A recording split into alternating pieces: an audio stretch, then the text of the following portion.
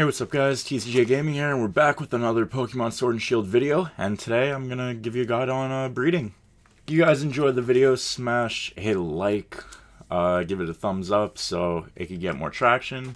So let's get right into it. So today I'm gonna show you how to breed. I've got my Ditto and my Mareanie over here that we're gonna be showcasing.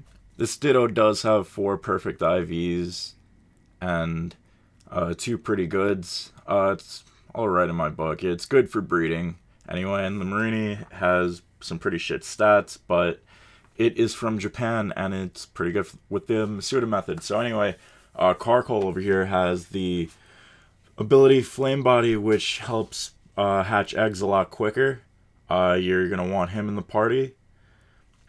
Ditto has a Destiny Knot, which I'm going to show you right here. The Destiny Knot, when you put it on a Pokemon, allows 5 stats from either parent to carry over into the offspring.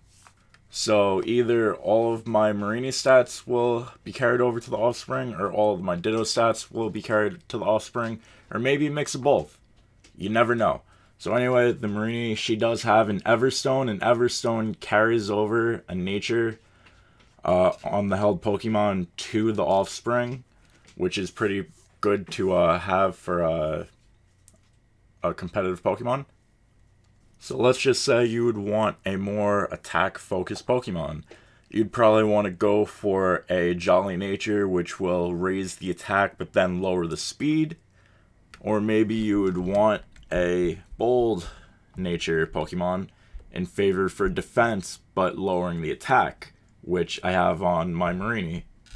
So anyway, I'm going to show you how to get some of the items. You can come over here to the Dig Brothers and you can get the Everstone by simply just talking to them, paying the 500 watts.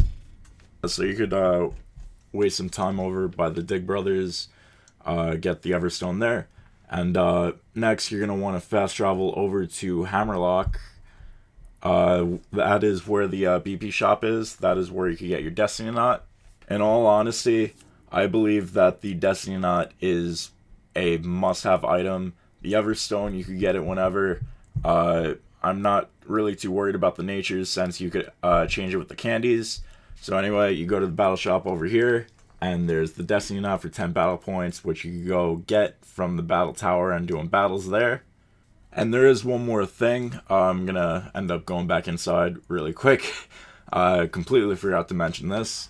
You go to the BP shop, and actually those bands, when you the bracers and the belts and all that, when you put it on a Pokemon, it will carry over that certain stat that the band is meant for. So you could put a weight on it, and you could carry over any of those Mon's stats that you choose. So anyway, we are gonna fast travel back over to our little spot in the nursery. And then we're going to get to the meat and juice of this video. Breeding! Okay, now that we're back into the breeding grounds, before we get into the meat and juice of this video and go to the breeder, I'm going to show you what Pokemon I ended up getting off of farming and breeding.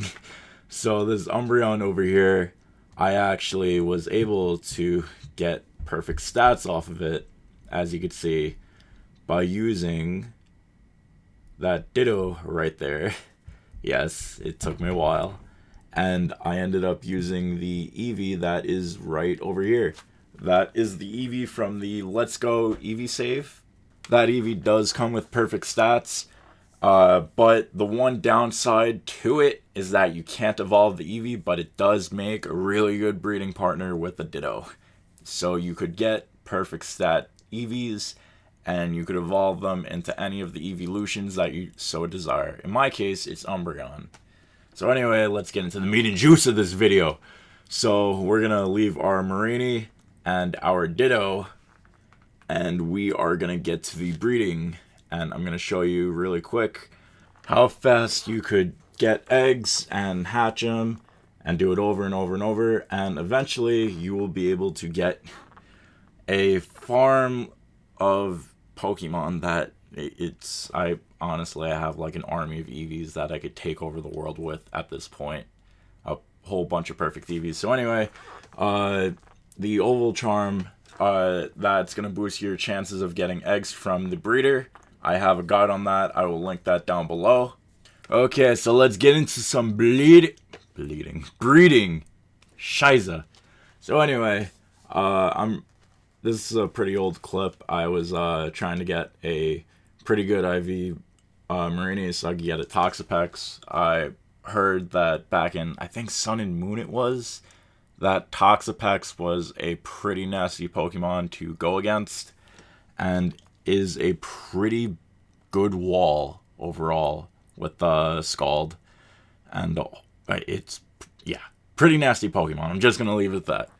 So I started breeding Marini. First, I did start off with Eevee. I wanted to get a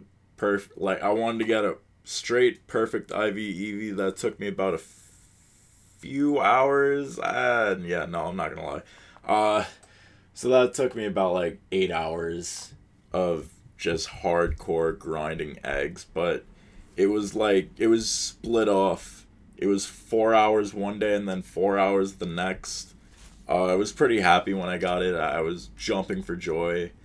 And then I found out about the the Hyper Trainer, and I didn't really play Sun and Moon too much, and I didn't know that the Hyper Trainer could max out IVs. Yeah. So you could tell I was pretty disappointed when I found out about that, and now I have an army of near perfect IV EVs waiting to be evolved and hyper trained.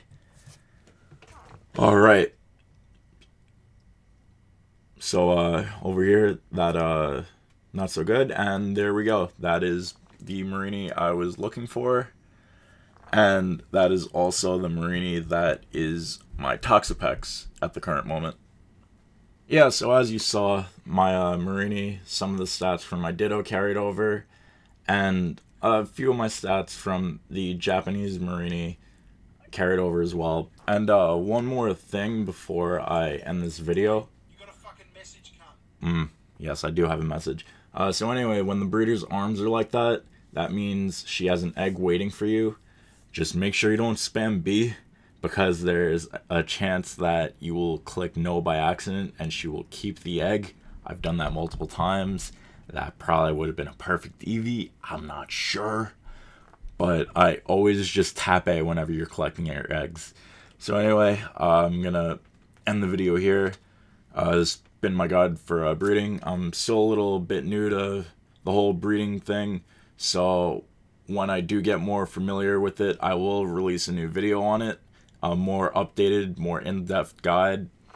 But anyway, if you liked the video, slap a thumbs up. Leave a comment down below. Give me some feedback on what I could do better. I want to be able to make better content for you guys. Want to make better quality videos. Yeah, this has been TCJ Gaming, and I'm out. Peace.